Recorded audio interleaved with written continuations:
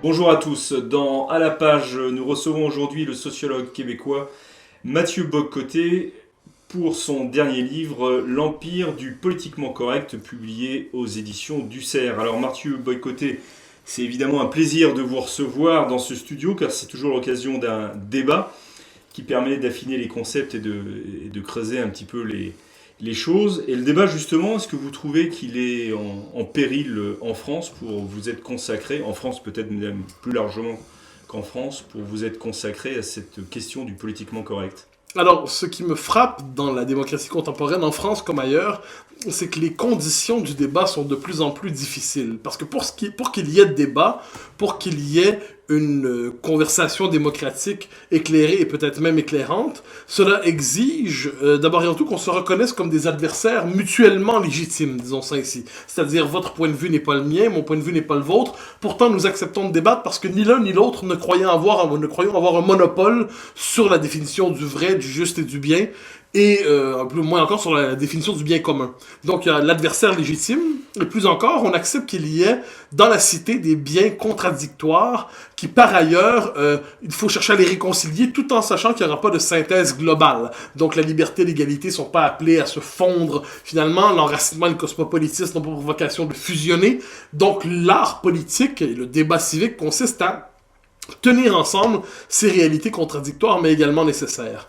Or, qu'est-ce que le politiquement correct? C'est cette logique de censure, ce dispositif inhibiteur, ce système de censure, disons-le comme ça, associé à l'héritage des Radical 60s et plus largement au progressisme diversitaire aujourd'hui, qui consiste à exclure du champ de la respectabilité politique et médiatique, on pourrait même dire universitaire d'ailleurs, ceux qui n'acceptent pas le paradigme global de l'idéal diversitaire, donc dans ces manifestations sur la question de l'identité, le multiculturalisme, ou encore sur la question aujourd'hui des identités sexuelles, par exemple, par le fameux LGBTQI2+.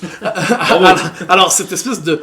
Donc, à partir du moment où on refuse d'entrer dans cette logique où on ne déploie pas sa pensée politique dans la logique diversitaire, donc on continue par exemple de croire que un homme n'est pas une femme, qui n'est pas un homme, bon, autrement dit que la différence sexuelle est constitutive de l'humanité, ou encore on croit que les nations existent et n'ont pas pour vocation de se désagréger à l'infini. À partir du moment finalement où on reconnaît des identités substantielles inscrites dans la continuité du monde occidental, on risque dès lors de basculer dans le champ des infréquentables. Et là, il y a différentes manières d'infréquentabiliser un intellectuel, un essayiste, un politique. Donc, c'est tout un dispositif. J'ai cherché à comprendre comment il fonctionne, comment il se déploie. Alors, on va revenir dans un instant, si vous voulez bien, sur votre définition que vous liez effectivement au régime diversitaire, ce que vous avez appelé le régime diversitaire. Juste une confidence, si je puis dire.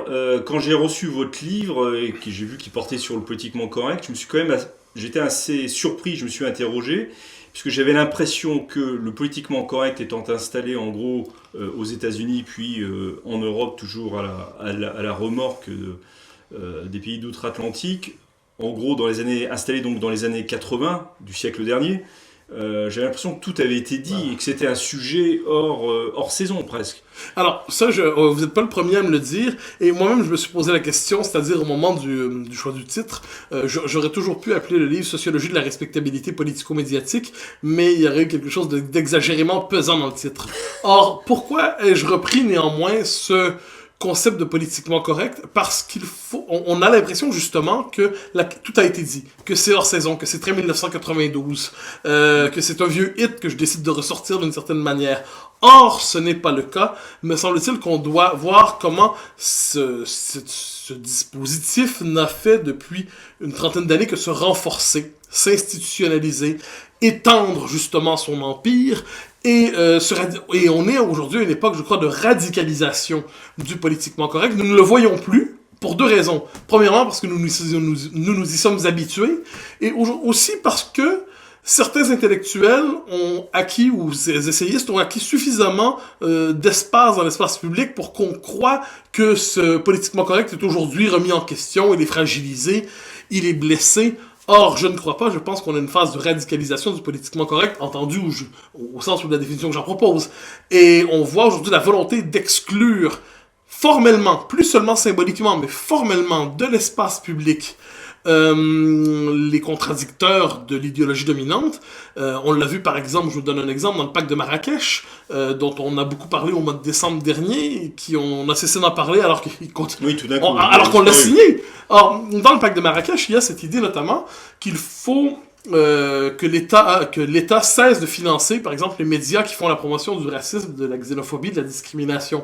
Or, quand on sait la définition qui est portée du racisme, de la discrimination ou de la xénophobie, donc en gros, vous êtes contre le multiculturalisme, raciste, vous êtes contre l'immigration massive, raciste, vous contestez cette idée qu'il faille neutraliser la différence entre celui qui est citoyen et celui qui ne l'est pas, discrimination, eh bien, c'est une volonté nette d'expulser formellement de l'espace public ceux qui contredisent, dans ce cas-là, le multiculturalisme. Dans le même esprit, des deux côtés de l'Atlantique, lorsqu'on entend, vous savez, on voit quelques figures conservatrices, ou on dit même réactionnaires émerger, régulièrement, la question qui est posée, c'est « Mais doit-on leur donner la parole ?» Doit-on leur donner la parole? On demande assez rarement, doit-on donner la parole aux féministes? On se demande assez rarement, doit-on donner la parole aux sociodémocrates? On demande assez rarement, doit-on donner la parole aux libéraux? Mais lorsqu'on parle des conservateurs ou des réacs et ainsi de suite, alors là, on se demande dans quelle mesure leur parole est-elle légitime? Est-ce qu'ils ne sont pas un peu trop présents? Et ce qui est fascinant, c'est que dans un espace médiatique qui est dominé par ce que j'appelle le progressisme obligatoire, il suffit d'un conservateur devant 50 progressistes pour qu'une forme de crise de panique se déploie. Et voilà pourquoi j'en arrive à cette espèce de, je dirais, d'observation en termes de double formule.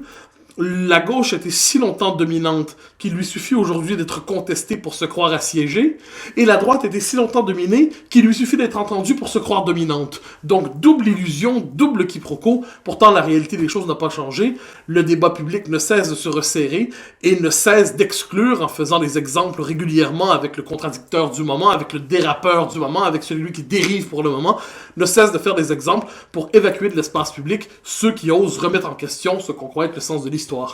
Vous avez l'impression qu'on a tenté de vous faire jouer ce rôle de celui qui dérape. Justement, vous êtes intervenu dans plusieurs, sur plusieurs plateaux de télévision ou à la radio à propos de ce livre, et d'ailleurs pour vos livres précédents, je pense. Est-ce que vous pensez qu'on vous a tendu des pièges pour vous faire déraper, justement? Presque automatiquement, je dirais. C'est pas un traitement qui m'est réservé, qu'à moi. Mais c'est ce que vous avez vécu, vous. C'est arrivé à tout le monde, je crois. C'est-à-dire, on va poser la question, la fameuse question test. C'est-à-dire, je me rappelle par exemple une fois, je m'inquiétais dans une émission, du fait qu'aujourd'hui, toute situation qu'on nomme de discrimination, terme qui est assez mauvais par ailleurs, est toujours ramené à la Shoah. Alors je disais, me semble-t-il que c'est manquer de respect, me semble-t-il, pour cette expérience effrayante au cœur du 20e siècle qu'est l'Holocauste, que de l'utiliser à toutes les sauces pour nommer toutes les situations sociales dérangeantes d'une manière ou de l'autre. Et l'animateur, je me souviens très bien, vous pose la question, vous critiquez aujourd'hui la place de la Shoah dans l'espace public, en quoi n'êtes-vous pas d'extrême droite? Mais j'ai pas dit ça, j'ai absolument pas... Je n'avais pas dit ça, mais... Ou encore, vous critiquez l'immigration massive, vous critiquez le multiculturalisme, en quoi ces thèmes ne sont-ils pas ceux de la droite populiste? Donc c'est toujours cette espèce de jeu d'identification, de jeu d'équivalence. C'est finalement pour les promoteurs du pas d'amalgame, je crois que nos journalistes sont plutôt doués pour ça. Je vous donne un dernier exemple, mais ça c'est un de mes préférés. C'était à propos du pacte de Marrakech d'ailleurs, juste en décembre, à une chaîne de télévision en France, et j'arrive sur le plateau, juste avant que ça commence, on me demande, monsieur Bocoté, est-ce que ça vous dérange si on vous présente comme un intellectuel souverainiste et nationaliste? Je dis, je devine que ça ne vous dérange pas si je dis que vous êtes un journaliste multiculturaliste et militant. Il dit, mais qu'est-ce que vous voulez dire par là? Je dis, prenez-vous la peine de présenter chaque fois l'orientation idéologique de chacun de vos invités? Il dit, bien sûr que non. Je dis, alors sociologue et chroniqueur conviendra. D'accord, monsieur. Donc, toujours la volonté d'étiqueter à l'avance pour nous dire, attention, chien méchant, pour une étiquette qui a pour vocation d'identifier à l'avance, peu importe ce que la personne dit, pour qu'on sache à l'avance que c'est une figure controversée ou autre terme du même genre. Oui, de l'enfermer en fait dans un... En fait, qu'on sache à l'avance quoi penser de cette personne avant même qu'elle n'ait dit un mot. De la même manière, lorsqu'on dira, nous recevons aujourd'hui le polémiste Monsieur Z, par exemple. Polémiste. Pourquoi polémiste? Le mot de polémiste, ça ne veut rien dire d'autre qu'une forme de querelleur obstiné qui est à la recherche de la provocation pour elle-même. La réduction de l'écrivain au statut de polémiste, de l'intellectuel au statut de polémiste, c'est tout autant de méthodes pour d'évaluer à l'avance une parole qui s'exprimera dans l'espace public. Dans le titre de votre livre, il y a évidemment politiquement correct, mais il y a le mot empire. Comment est-ce que vous l'entendez, ce terme? Parce que l'empire, ça peut, à première vue, moi j'ai pensé à un empire de style mafieux, à une mafia qui s'impose, où il y a l'empire qui de type d'un régime qui s'est étendu et qui s'impose. C'est au sens d'un principe qui ne cesse de s'étendre. Le propre de l'Empire est de ne pas avoir de frontières. Ne pas avoir de limites. Voilà, donc l'Empire n'a de limite que circonstancielle à certains égards. Or, cette représentation du monde, cette censure, ce dispositif inhibiteur qui recouvre des pans de plus en plus grands de la réalité, eh bien, il se déploie. Voilà pourquoi je parle d'empire du politiquement correct, et me semble-t-il qu'il n'a effectivement cessé de s'étendre au fil des dernières décennies. Voilà pourquoi je me permets d'y revenir. Quand on dit, mais c'est une querelle qui était réglée quelque part autour de mars 1992 ou d'avril 1995, non, pas du tout. C'est une querelle qui demeure vivante, mais nous avons perdu l'habitude de critiquer cette chape de plomb qui pèse sur nous, ou alors elle va tellement de soi qu'on n'a plus l'idée de la nommer pour ce qu'elle est, c'est-à-dire une logique qui tire son origine du fameux politiquement correct né sur les campus américains. Vous nous l'avez dit tout à l'heure, c'est dans votre livre, vous liez donc ce politiquement correct à l'impossibilité de la critique de ce que vous appelez le régime diversitaire, le progressisme diversitaire. Le mot diversitaire, c'est un néologisme en fait que vous avez façonné. Oui, je ne suis pas le seul, en soit dit en passant. Il est utilisé ici et là. Un jour, il rentrera dans le dictionnaire, mais Alain Renaud l'utilise ici, d'autres l'utilisent. C'est un terme que l'usage est en train de consacrer. Pourquoi je l'utilise? Parce que la question du multiculturalisme, qui est mon premier objet d'étude, la question du multiculturalisme réfère justement à cette question du réaménagement de la culture commune dans nos sociétés. J'y avais consacré un livre. Aujourd'hui, ce que je constate, c'est que la logique de la diversité prétend se déployer dans tous les domaines de l'existence. Mais de la diversité, on s'entend bien. La diversité dont on parle n'est rien d'autre qu'une volonté de faire éclater toute forme de normes substantielles et d'inverser le rapport normatif. La marge devient la nouvelle norme à certains égards. Et ça, voilà pourquoi je parle de logique diversitaire. C'est non pas la diversité des peuples, des civilisations, des religions, des cultures, des États, mais plutôt la volonté d'éparpiller, de faire éclater, jusqu'à l'insignifiance à bien des égards, toute forme de référence dans l'espace public. Est-ce qu'il est possible de discerner les moyens pratiques dont est mis en œuvre ce politiquement correct? Il y en a plusieurs, j'en mentionne quelques-unes. La psychiatrisation, par exemple. Là, vous parlez d'un phénomène, le conservatisme n'est apparu dans l'espace public pendant longtemps qu'à la manière d'une forme de dérèglement mental à maîtriser, c'est-à-dire les phobies. Vous étiez critique, je le disais tantôt, de l'immigration massive xénophobe, critique de l'islam ou de l'islamisme islamophobe, défenseur de la famille traditionnelle homophobe, critique du LGBTQI2+, transphobe, et les phobies se multiplient. Alors, la phobie, qu'est-ce que c'est? C'est une forme de dérèglement mental, c'est une obsession, c'est une espèce d'aversion névrotique. Donc, si vous êtes devant un phobe, vous ne parlez pas avec le phobe, vous donnez un numéro de bon psychiatre. De la même manière, la disqualification morale, tout simplement. Ou plus encore, ce que j'appelle l'argument du calendrier. Ça, c'est une de mes formes préférées. C'est-à-dire, comment peut-on encore penser ici en 2015, en 2016, en 2019 aujourd'hui? Justin Trudeau, en 2015, quand on lui demande pourquoi son gouvernement est paritaire, nous dit parce qu'on est en 2015. Bon, donc, là, il suffit donc de dire qu'on est rendu à ce moment-là dans l'histoire et donc c'est terminé.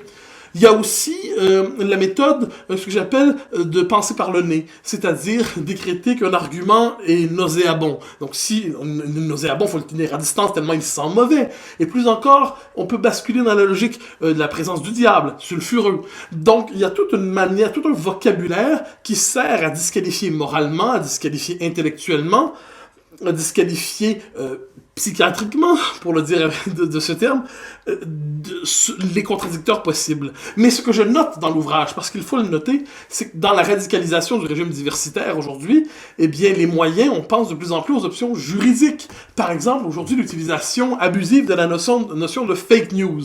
Alors, si la fake news sert à désigner, je sais pas moi, on dit un tricératops, aujourd'hui, courait dans Paris, et effectivement, c'est une fake news, c'est un bobard. Mais ça arrive assez rarement. Ou alors, il pourrait avoir de la pure propagande, je sais pas moi, ce qui est tout à fait possible, les États font de la propagande. Mais lorsque la notion de fake news vient empêcher toute réflexion sur, appelons ça une autre lecture possible de la réalité, lorsqu'elle veut monopoliser le récit possible sur les événements pour décréter ce qui est un fait divers ou ce qui est un fait politique, ce qui est important ou ce qui est marginal, on va dire que, par exemple, fake news de manière abusive, me semble-t-il. Quelquefois, le politiquement correct va aussi fonctionner sur le mode de l'occultation. On l'a vu il y a peu de temps avec ce qui s'est passé à République. Une jeune trans se fait agresser par des jeunes hommes, on le comprend, qui ont tous sur eux le drapeau algérien, ce qui est dans ça que le crime est signé. Or, il n'est pas possible de le mentionner, sinon pour dire que ça n'a aucune signification. Soyons assurés que si elle avait été agressée au sortir d'une église par des représentants de la droite catholique hier encore à la Manif pour tous, soyons assurés que l'interprétation aurait été différente. Mais je le dis, on arrive au moment aussi où on pense, je l'ai parlé du pacte de Marrakech tantôt, la dimension juridique apparaît de plus en plus aussi, l'extension du domaine de la criminalisation de la parole publique, le fait de vouloir réguler les ondes, le fait que dans l'université, il soit de moins en moins possible de faire carrière de quelque manière que ce soit si on n'adhère pas au code de la sociologie diversitaire, et peut-être aussi, il faut le dire, on l'a vu en 2017, je crois, en France, si je ne me trompe pas, la volonté d'empêcher, par exemple,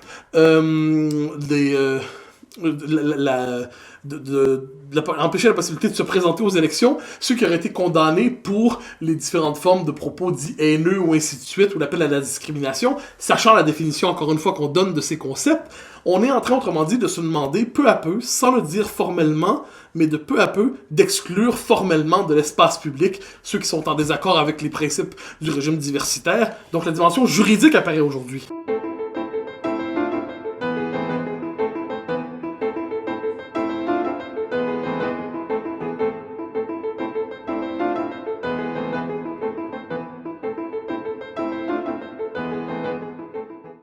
Est-ce que c'est vraiment nouveau, ça ? À l'échelle de l'histoire, rien n'est jamais nouveau. Non, mais sans remonter des siècles avant nous, la loi Guesso en France est installée depuis plusieurs années. Elle complétait la loi Pleven qui interdit certaines expressions sur des sujets liés à la Shoah, etc. Donc toute société a tendance à se préserver moralement contre ce qui dévie ou qui risque de remettre en cause les fondements même de cette société. Mais on pourrait parler aujourd'hui, ça veut dire, d'une extension du domaine de la déviance. C'est-à-dire, très jolie expression. C'est-à-dire que les propos interdits, les propos qu'il n'est plus possible de dire sont de plus en plus nombreux, et c'est pas le cas seulement en France. Et j'ajouterais que la démocratie libérale, par ailleurs, la démocratie libérale repose sur ce pari. Tout le moins, moi je le fais volontiers, que l'espace public doit maximiser la liberté d'expression, et il est ensuite possible de débattre librement de tout. Évidemment, tout n'est pas équivalent, certains points de vue n'ont aucun bon sens, mais c'est pour ça qu'ils se retrouvent souvent dans les marges. Mais c'est la possibilité de débattre librement et d'accepter que le moins de fois possible, en fait, on juge à l'avance absolument inadmissible tel argument, tel propos, telle idée, et ainsi de suite. Donc c'est la possibilité d'une délibération maximale. Or, quand aujourd'hui, on n'a pas le droit de débattre de ça, vous savez, cette formule qui me fascine en France, on dit le racisme n'est pas une opinion, c'est un délit. C'est un délit. Ben bon, oui, d'accord. C'est dans la loi. D'accord, mais j'aimerais juste qu'on s'entende ensuite pour qu'on reconnaisse. Donc, qu'on parle vraiment du racisme. Mais au même moment, on constate qu'il y a une extension telle de la définition du mot racisme aujourd'hui que si vous êtes, ça c'est de mon côté de l'Atlantique, contre la discrimination positive. Si vous croyez que certaines cultures s'intègrent plus difficilement que d'autres aux sociétés occidentales, si vous croyez, là on pourrait donner quelques exemples, si vous contestez l'existence d'un racisme systémique dans nos sociétés, vous êtes raciste. Eh bien moi, ce que je m'inquiète beaucoup à travers ça, c'est qu'à partir de cette ambition légitime, pourrait-on dire, proscrire le racisme, quand on voit que la définition du racisme ne cesse de s'étendre, eh bien le résultat de tout ça, c'est que ça crée un climat de censure, parce que la peur d'être accusé de racisme, pour de faux motifs, de fausses raisons, devient de plus en plus présente. Et effectivement, combien d'intellectuels, d'essayistes, de journalistes, d'hommes politiques se sont fait accuser de racisme sans raison, simplement parce qu'ils parlaient d'identité nationale. Alors voilà pourquoi je m'inquiète justement à partir de cette censure légitime de l'absolument inadmissible, eh bien, sachant que tout cela est un empire qui se déploie, devant cela, je me fais le gardien de la démocratie libérale dans sa définition véritable, maximiser les libertés publiques. C'est une déclaration de foi, là. C'en est une, mais je crois qu'elle est fondée. Si on regarde les exemples que vous prenez dans votre ouvrage et qui concernent la France, parce que vous n'évoquez pas que la France, mais vous parlez quand même principalement de gens qui sont classés à droite. Est-ce que le politiquement correct ne s'exerce finalement que dans envers cette essentiellement partie des intellectuels? Tout dépend évidemment de la définition qu'on en donne. Si par politiquement correct, on veut simplement dire une forme de volonté de faire taire celui avec qui on est en désaccord, alors là, ça s'applique à tout le monde, disons-le comme ça. On peut tous s'en accuser mutuellement. Mais si on veut y voir ce que je propose, encore une fois, avec la définition que j'en propose, si on y voit l'expression contemporaine, appelons ça, on aurait pu appeler ça la censure postmoderne, mais ça aurait été moins reconnaissable. Si on veut y voir le système de censure qui accompagne le progressisme obligatoire, ça s'applique presque inévitablement à ceux qui n'envoient pas régulièrement des signes ostentatoires de vertu moderne, des signes ostentatoires d'adhésion à la modernité dans son état actuel de déploiement. Parce que c'est un autre problème, je l'aborde dans le chapitre sur la gauche et la droite, le chapitre sur ce qu'à la gauche appelle la droite. Nous sommes dans une époque où non seulement la démocratie correspond de moins en moins à une délibération d'une collectivité autour de finalités qu'il est possible de choisir ensuite à la manière d'un peuple souverain. La démocratie, c'est plutôt le déploiement inévitable de la diversité jusqu'au stade final de la réconciliation des identités. Eh ben, il suffit de ne pas marcher au bon rythme pour devenir réactionnaire très rapidement sans même le vouloir. Et lorsque ça arrive, soudainement, on sent une forme d'expulsion progressive de l'espace public. Et je suis de ceux qui croient qu'on doit intégrer le plus grand nombre possible de gens à l'espace public. Or, ceux qui sont refoulés pour l'essentiel aujourd'hui, convenons-en, sont ceux qui globalement sont classés à droite, entre guillemets. Une partie de la droite, c'est-à-dire qu'il y a une autre partie de la droite qui s'enorgueillit d'être bien vue par la gauche. C'est ce qu'on pourrait appeler la jupéisation mentale de la droite. Comment vous expliquez ce processus mental? C'est une forme d'hégémonie idéologique qui s'exerce. À l'origine, je dirais rien de neuf là-dessus, mais la droite est une création de la gauche. C'est ce que j'allais vous dire. Enfin. La gauche s'institue et ensuite nomme ceux qu'elle n'aime pas la droite. Alors, mis à part ce qu'on pourrait appeler une forme de droite originelle qu'on peut toujours associer à la réaction pure, au-delà de ça... Que vous associez à la réaction pure. Que la gauche associe à la réaction pure. Oui, mais le terme de réaction, d'accord. Plutôt à la contre-révolution. Mais situons le terme à l'extérieur du seul cadre français, donc le mot réaction devient dès lors un peu plus inclusif, comme on dirait aujourd'hui.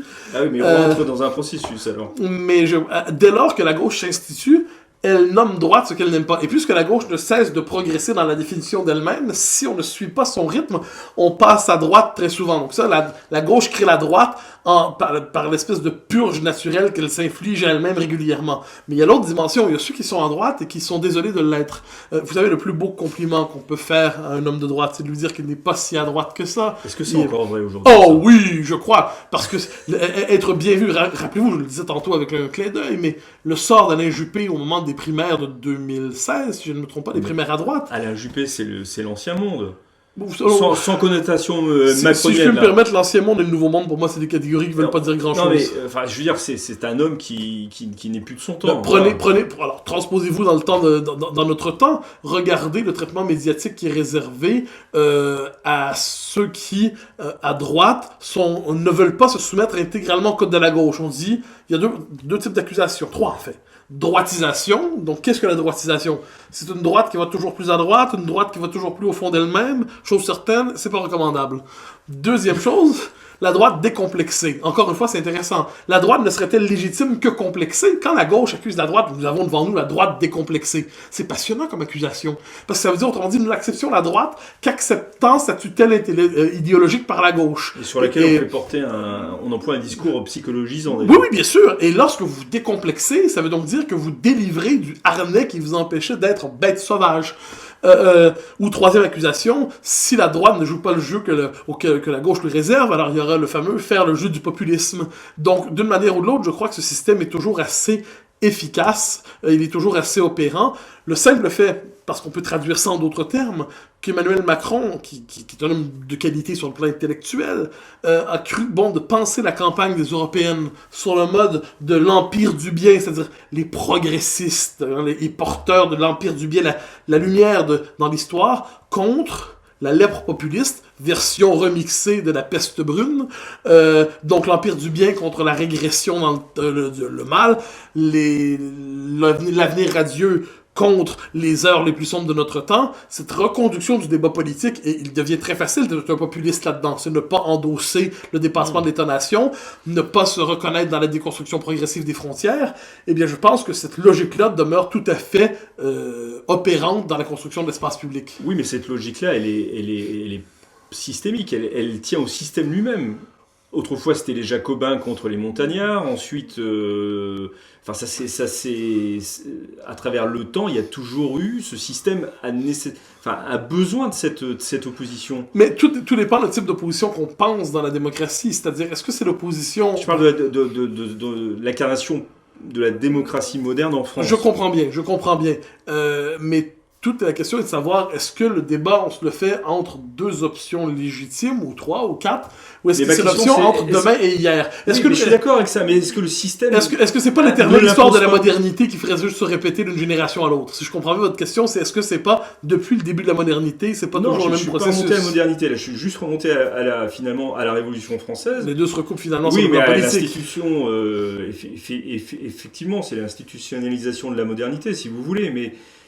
au plan politique, on a l'impression, vous l'avez dit vous-même, que c'est la gauche d'origine qui désigne son ennemi, qui dit que c'est la droite.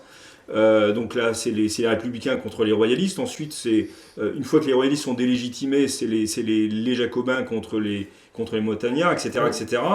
Et ça se répète aujourd'hui, l'ancien monde contre le nouveau, enfin le nouveau monde contre l'ancien, les populistes contre les Européens progressistes, etc. Je me permets de dire que c'est pas exclusif à la France, par ailleurs, ce mouvement, mais je crois que ce qu'on appelle l'autre camp, la droite, ce que la gauche appelle la droite, pour reprendre le titre du chapitre.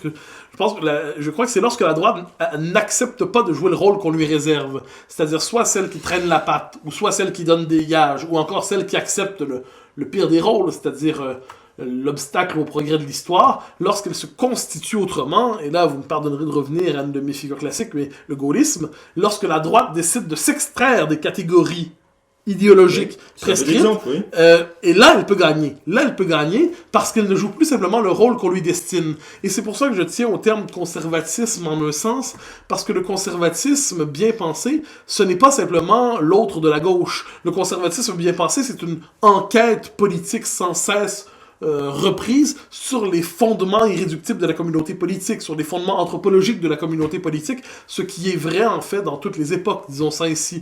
Donc le conservatisme, s'il n'est que défense du passé, s'il n'est que défense des formes dévitalisées du passé, il est vaincu. S'il est enquête sur les conditions, je dirais, anthropologiques permanentes de la communauté politique, ensuite, on les traduit d'une époque à l'autre de manière différente.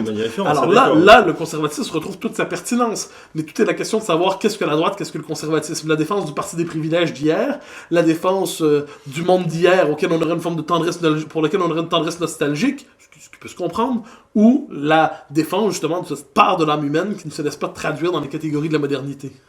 Alors effectivement, nous reviendrons sur le conservatisme, parce qu'il y a finalement l'ouvrage se dirige vers la défense de celui-ci.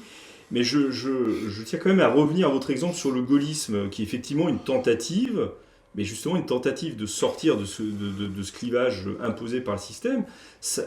Allons vite, mais ça tient un temps, mais finalement c'est un échec aussi. Une fois De Gaulle mort, disons, pour voir les choses larges, le gaullisme rentre dans le rang. Question de contingence aussi à partir de ça. Mais donc c'est peut-être question de contingence, mais peut-être aussi question que le système rattrape les choses. Oui, je crois que est vraiment fondé sur cette opposition. Ce que je comprends tout à fait ici, c'est que oui, il y a une forme de fondamentalisme de la modernité qui existe. C'est-à-dire la modernité laissée à elle-même tend à se définir exclusivement par ses propres catégories. Donc dès lors, ne veut connaître rien d'autre qu'elle-même et son propre mouvement. Donc dès lors, lors, effectivement, est tenté de rejeter tout ce qui relève de l'institution, de la verticalité, de l'histoire, de la tradition, de la permanence anthropologique, dans la catégorie du chose vue, chose déjà vue, choses résiduelles, en fait, des catégories historiques résiduelles. Même le peuple, on lui destine ce sort aujourd'hui. Lorsque le peuple n'est pas prêt à voter dans le sens de l'histoire, eh bien, on le présente de manière caricaturale comme une collection d'individus ahuris, incapables de s'adapter au temps présent. Et ça, je crois qu'il y a aux exigences de l'histoire. Donc oui, je crois qu'il y a dans la modernité cette tendance, mais je ne réduirais pas la modernité à ça, mais il y a la tendance dans la modernité, lorsqu'on la laisse se définir par ses éléments les plus radicaux, à avoir une espèce de mouvement qui toujours transforme la gauche, je dirais la droite n'est rien d'autre que la gauche d'hier. Mais ça, je pense, c'est pour ça que le livre, je le termine, même le chapitre sur la gauche et la droite, je plaide pour que ce que n'est pas la gauche se définisse autrement que dans ce clivage. Parce que dès lors qu'on entre dans le clivage gauche-droite, je dirais que qui est de droite et de gauche, inévitablement, parce qu'il se laisse définir par l'adversaire qui fixe les paramètres du débat. Quand vous dites que vous voulez qu'elle se définisse autrement, ce qu'on appelle aujourd'hui la droite, c'est globalement qu'elle se définisse comme conservatrice. Qu'elle se définisse comme conservatrice, ou plus fondamentalement, au-delà des étiquettes, qu'elle se définisse dans un rapport aux politiques qui ne soit pas justement simplement de préserver de manière plus ou moins intacte ce que la gauche n'a pas encore attaqué. C'est-à-dire être capable, néanmoins, de supporter à la défense des conditions fondamentales de l'existence politique. Dès lors, c'est, comme je le dis, l'enracinement, la verticalité, la transmission, je dirais presque un rapport, le sens du sacré dans la nation. Donc, c'est cette défense des conditions même de l'existence politique qui me semble être à la base d'un conservatisme éclairé. Ensuite, pour gérer la mondialisation, la crise de l'agriculture, là, oui, on bascule dans la part technique de la politique. Mais le fondement même de la communauté politique, je crois que le conservatisme est bien pensé, est attentif à cette question. Avant de revenir sur le conservatisme, parce que je tiens à ce qu'on y revienne, au-delà même donc du conservatisme, y a-t-il moyen de sortir de cet empire justement du politiquement correct tel qu'il s'impose aujourd'hui et qu'il est prégnant d'une manière énorme, très étendue. Alors, si c'était facile, ça se saurait. Non, j'imagine que ce n'est pas facile, mais il y a peut-être des pistes, des voies. Je crois. Premièrement, il est nécessaire, je dirais, de faire un exercice d'hygiène mentale dans l'espace public et d'obliger le système médiatique, ou à tout le moins ses représentants, à préciser le sens des termes qu'il utilise lorsqu'il vient le temps de nommer le réel. À la question, ne craignez-vous pas de favoriser la montée des populismes, il serait bien vu de répondre aux journalistes, mais qu'entendez-vous par populisme? Qu'entendez-vous par droite décomplexée? Qu'entendez-vous par... Donc tous ces termes, vous ne croyez pas à l'existence du racisme systémique, mais qu'entendez-vous par racisme systémique? Autrement dit, il faut, je crois, un travail de déconstruction de la novlangue. Disons ça simplement comme ça. Ensuite, il y a une part de courage, c'est bête à dire, mais cette part de courage qui permet, pour peu qu'on accepte de traverser une pluie de crachats, de se présenter dans l'espace public pour dire ce qu'on a à dire sans accepter pour autant le mauvais rôle qu'on nous destine. Parce qu'il y a toujours de la place pour le bouffon de service ou pour le méchant de service ou pour l'infréquentable de service.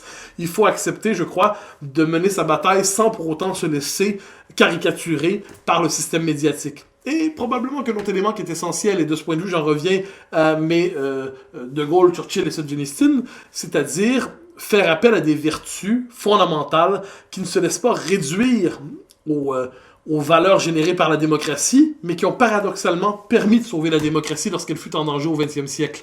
Et moi, j'y reviens toujours, c'est le paradoxe de notre temps que ce qu'on appelle la démocratie aujourd'hui est en guerre contre ce qui a permis de la sauver lorsqu'elle fut attaquée par les totalitarismes. De Gaulle ne s'est pas exactement mobilisé, à ce que j'en sais, pour une définition de la France étroitement définie par le seul culte des valeurs républicaines et universalistes. Il y avait une conception presque romantique, eh bien classique et romantique tout à la fois, de la France. Churchill se battait pour la gloire de l'Empire et la grandeur de l'Empire. Solzhenitsyn a résisté au communisme, non pas seulement au nom des libertés civiles, mais aussi au nom de l'orthodoxie et des valeurs nationales, de la Russie éternelle et de l'orthodoxie.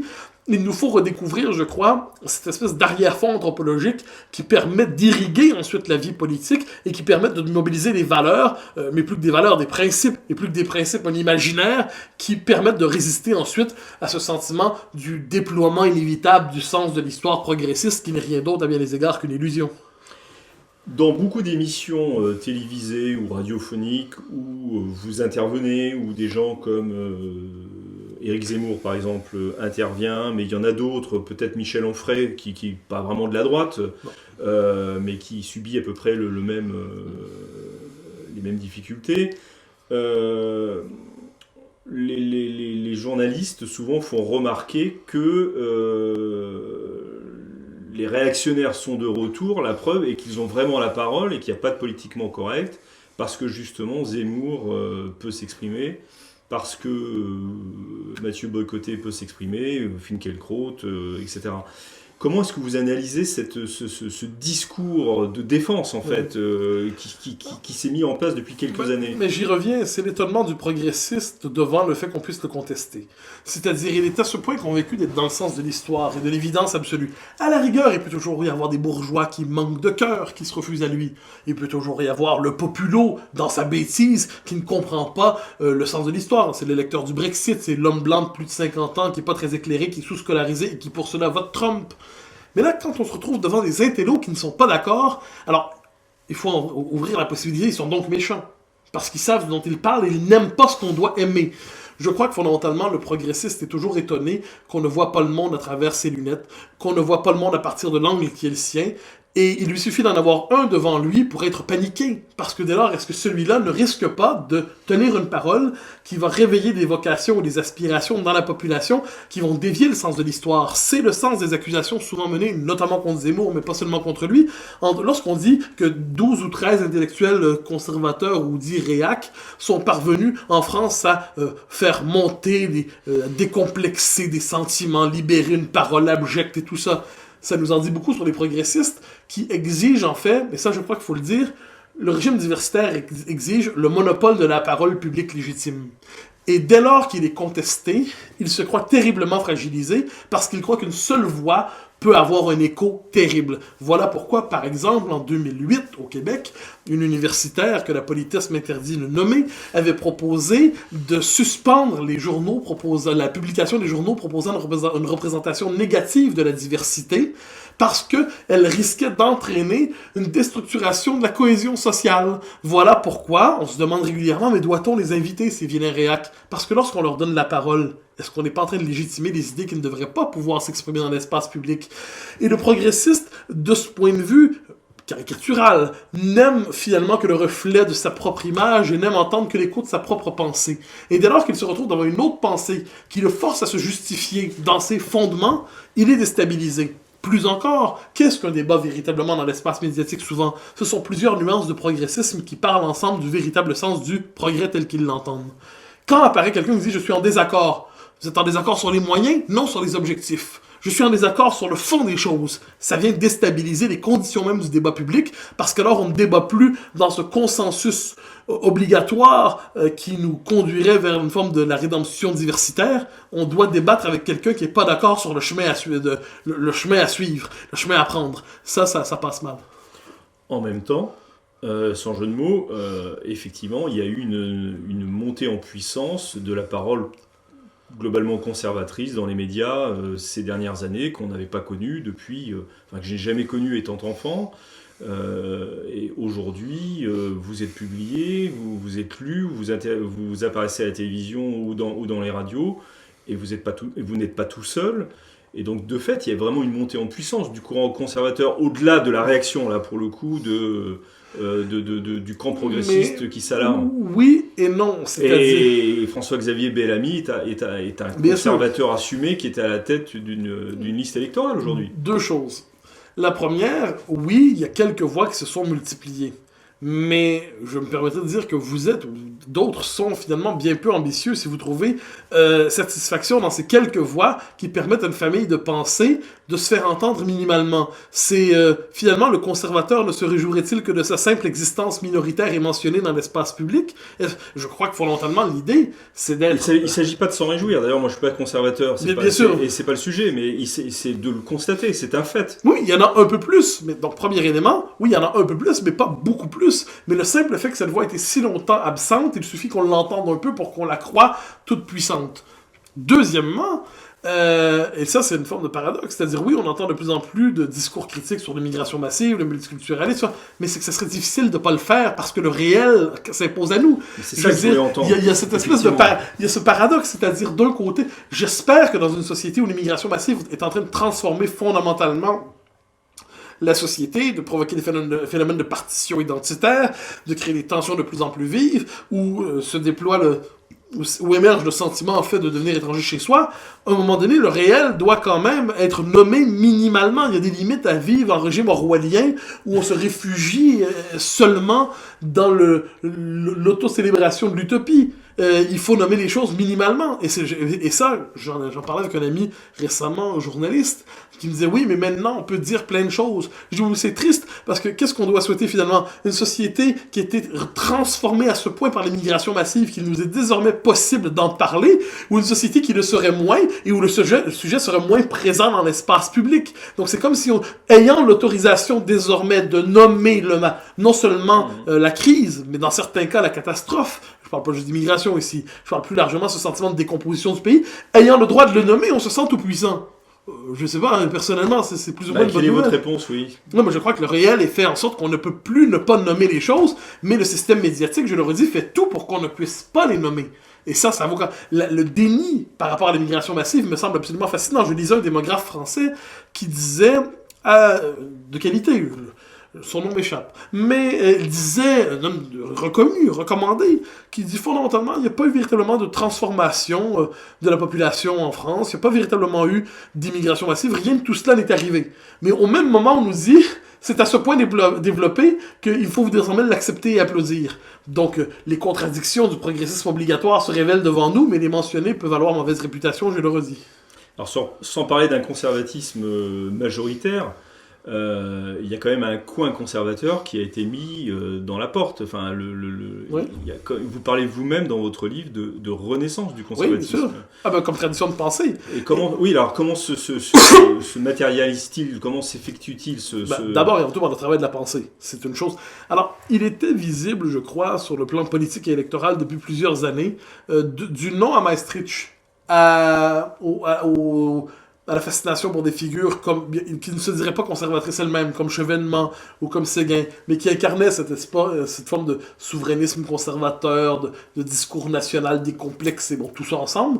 À Pasqua de Villiers en 99, au non en 2005 à l'Union européenne, à Sarkozy 2007 qui mobilise la rhétorique de l'anti-68 et de l'identité nationale pour se faire élire. On le sentait se déployer, mais il n'existait qu'à l'état de rhétorique, disons ça ainsi. Il y avait des penseurs, mais ils étaient tenus dans les marges. Mais il y avait une rhétorique. Et je crois que ce qui est arrivé ces dernières années, c'est qu'il y a une forme de renaissance de la pensée conservatrice, et même de la référence au conservatisme. Des figures aussi contrastées que Vincent Cousdière, Jean-Pierre Le Goff, Eugénie Bastier, Alexandre Devecchio, Patrick Buisson, Alain Finkielkraut. Tous ces gens-là ne disent pas la même chose, loin de là. Mais en faisant référence au conservatisme positivement, il cherche à nommer, je crois, une forme d'imaginaire dissident par rapport à l'imaginaire officiel du régime diversitaire. Il cherche à nommer non plus un désaccord circonstanciel avec le régime, mais un désaccord de fond, un désaccord sur ses fondements. De ce point de vue, que chacun cherche à s'approprier la référence au conservatisme, chacun le définissant ensuite à sa manière, témoigne d'un désir de penser autre chose que les catégories, appelons ça, du fondamentalisme de la modernité.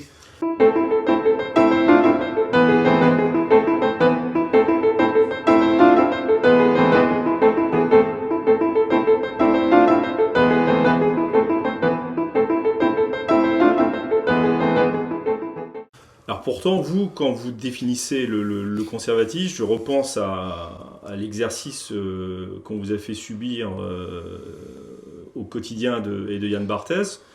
Vous avez défini le conservateur comme un moderne modéré. Oui. Donc, mais qui dit modéré, dit quand même moderne. Oui, bien sûr. Ah, mais ça donc il y a une acceptation complète de la modernité dans laquelle vous voulez mettre de la mesure, en fait. En fait, le mot de trop est peut-être ici complète. C'est-à-dire une acceptation... Oui, c'est pour ça que j'ai complété. Une acceptation partielle, c'est-à-dire premièrement du fait que c'est notre époque. C'est toujours une bonne chose de savoir dans quelle réalité on vit. Ensuite, de la part positive de la modernité, c'est-à-dire dans mon cas, la délibération légitime et ouverte sur le régime politique dans lequel nous vivons, la possibilité de maximiser l'espace de l'autonomie individuelle pour que chacun puisse à peu près vivre sa vie comme il l'entend, la parole publique libérée, le fait de détabouiser le plus de sujets possible dans l'espace public, théoriquement, telle devrait être l'ambition de la modernité. De cela, je ne me désole pas. Ensuite, je le dis toujours, l'essentiel, c'est de se rappeler que la modernité, nous y donnons nos corps, à certains égards, on ne peut pas y donner notre âme complètement. Une part de l'existence humaine ne se laisse pas traduire dans les catégories de la modernité. La modernité se laisse définir plus spontanément comme un flux que comme une permanence, disons-le ainsi. Or, l'homme a besoin de permanence. Le conservateur a besoin, et celui qui, dans la modernité, dit que notre monde est moderne, mais ne peut jamais être que moderne. Notre monde embrasse la modernité, mais il ne saurait se définir qu'à travers, il ne peut pas se définir seulement à travers ces catégories, sans quoi on perd toute forme de, je dirais, de possibilité de continuité historique et toute possibilité d'habiter un monde habitable. Dans votre livre, vous faites à la fin un éloge du conflit civilisé. Est-ce que finalement, ce en quoi vous êtes complètement démocrate et complètement conservateur, me semble-t-il, de ce point de vue-là, en quoi finalement ce n'est pas une vision pessimiste de ce qu'est l'homme et de ce qu'est l'homme en société, où l'homme se définirait par le conflit et qu'il faudrait juste organiser ce conflit pour que ce que permettrait la démocratie pour que les choses aillent le mieux possible. J'ai une vision plutôt pessimiste, il n'y a pas de doute là-dessus sur la nature humaine. Je n'ai pas de vision... Cela dit, je n'esthétise pas mon pessimisme à la manière de ces admirables réactionnaires qui croient que fondamentalement la bête humaine est vouée à la déchéance absolue. Non, je crois que le travail patient de la civilisation, le travail patient des mœurs, le travail patient de l'intelligence nous rend un peu moins mauvais. Je pense que la condition de l'humanité en général est une condition de médiocrité améliorée, disons ça comme ça. Ensuite, il y a les moments grandioses, il y a les moments sublimes. Il y a une part de l'existence qui nous relève, ne serait-ce que je le dis ici, la beauté de la liturgie à certains moments, certaines prières peuvent nous relever, certains grands moments d'émotion collective ou personnelle, je devine l'expérience, le plaisir de la famille. Il y a bien des choses qui nous tirent vers le haut, mais je crois que fondamentalement la bête humaine est une bête conflictuelle. Et ensuite il y a des choses, lorsque les mœurs s'effondrent, lorsque le principe de civilisation se décompose, il ne faut pas oublier qu'il y a une part de bête en l'homme qui peut rejaillir, et celle-là est assez inquiétante quand même. Donc je crois au travail patient de la civilisation pour civiliser justement l'homme, pour l'améliorer peu à peu, pour à tout le moins contenir sa part la plus mauvaise et réveiller sa part la meilleure. Ensuite, voilà pourquoi je suis aussi critique envers l'utopisme. L'utopisme nous dit « faisons table rase et du meilleur et du vide sortira le meilleur ». Ça me semble tout à fait exagérément optimiste comme vision de l'homme. Mais si l'homme est un animal conflictuel, comme vous disiez il y a un instant, vous êtes finalement en rupture avec la vision gréco-latine, enfin aristotélicienne de l'homme comme animal politique qui poursuit un bien, en l'occurrence un bien qui est commun quand on réfléchit dans le domaine politique. Donc c'est pas juste organiser les choses pour que le conflit soit le plus civil, justement. Non, je pourrais dire de ce point de vue, je crois qu'il faut réhabiliter l'aristotélisme dans les paramètres, au moins partiellement, de la modernité. J'entends que le bien commun n'est pas objet d'une connaissance objective et définitive. Il ne peut être que partiellement défini parce qu'il y a une pluralité de points de vue dans la cité. Il y a ceux qui valorisent, comme je le disais tantôt, la liberté ou l'égalité, l'enracinement, le cosmopolitisme. Il y a différentes manières de définir le bien commun. Mais ce qu'il faut, c'est garder une délibération sur le bien commun en acceptant, ça je le crois fondamental, que j'ai beau en avoir... Je suis convaincu que ma vision est la meilleure. Mais je crois que celle de mon adversaire est légitime, et même si j'ai 99% raison sur le bien commun, 100% compte aussi. Il se peut aussi que ce soit des proportions plus raisonnables. Et de ce point de vue, je crois au bien commun, mais je crois qu'il n'y a pas de définition une fois pour toutes établie du bien commun. Je ne veux pas réduire la démocratie libérale à une pure procédure. Ça, il faut être très clair là-dessus. Je n'ai pas une définition strictement procédurale de la démocratie libérale. Je crois qu'il y a de la substance au cœur de la communauté politique. Je crois qu'il y a une vie politique substantielle. Mais, cela dit, il y a une délibération inévitable. Et par ailleurs, dans les cités les mieux construites, les mieux accomplies, la délibération pour le bien commun se mène de manière plus, une plus grande qualité. Inversement, dans une cité décomposée, où il n'est plus possible même de savoir c'est quoi le commun fondamental que nous avons, qu'on n'est plus capable de savoir c'est quoi la culture commune qui nous rassemble et qui permet ensuite de délibérer sur le bien commun, mais il n'y a plus de bien commun possible. Il y a le fractionnement en tribus, en communautés, et la communauté politique se disloque, devient dissociété. Finalement, votre livre, c'est aussi une alerte contre la décomposition de la société, et de la civilisation même. Oui, je crois. C'est-à-dire qu'il faut avoir une société qui a suffisamment de cohérence pour être capable ensuite justement de délibérer sur les idéaux qu'elle se reconnaît. Mais lorsque nous ne sommes plus, je dis quelquefois la blague à propos du Québec, non seulement on ne sait plus ce qui nous unit, mais on ne sait même pas ce qui nous divise. Alors ça, c'est inquiétant. Donc voilà pourquoi, par exemple, je fais l'éloge des clivages politiques créateurs. Un clivage politique créateur, c'est à partir d'un désaccord légitime, on le met en scène, et de ce débat naîtra quelque chose de plus. Inversement, quand de mauvaises lignes de fracture divisent une société, le résultat, ça peut être la logique de la guerre civile en dernière instance, et ça, c'est ce qui arrive lorsqu'on idéologise à outrance les rapports sociaux. Dernière question. Entre le Québec, ou le Canada plus largement, et la France, le pays le plus sous l'empire du politiquement correct? Ah, le Canada. Ah, ça, il n'y a pas de doute là-dessus. Le Canada est institutionnalisé, il ne faut pas se tromper, le multiculturalisme à l'intérieur de sa constitution. Le Canada est un pays où le gouvernement fédéral a demandé aux fonctionnaires et des responsables des services avec les citoyens de ne plus vous appeler monsieur et de ne pas appeler votre épouse madame, parce que je risquerais de les mégenrer, je préjugerais de leur identité de genre, ce qui ne serait plus possible dans une société où le sexe ne correspondrait pas au genre. C'est un pays où Justin Trudeau dit, ne disons pas mankind, mais peoplekind, because it's more inclusive. C'est un pays qui dit ne pas avoir de noyau identitaire, même si l'histoire semble suggérer autre chose, parce qu'il ne se définit que par sa quête de la diversité, au point de sacraliser le niqab comme symbole canadien qui vient confirmer notre propre tolérance et notre propre ouverture au monde. C'est un pays qui croit incarner la prochaine étape dans l'histoire de l'humanité. De ce point de vue, voilà tant de raisons pour lesquelles le Québec devrait s'en séparer. Merci beaucoup, Monsieur Boycotté, Au grand plaisir. de votre présence à la page. Je rappelle le titre de votre dernier ouvrage, L'Empire du politiquement correct, publié aux éditions du Cerf.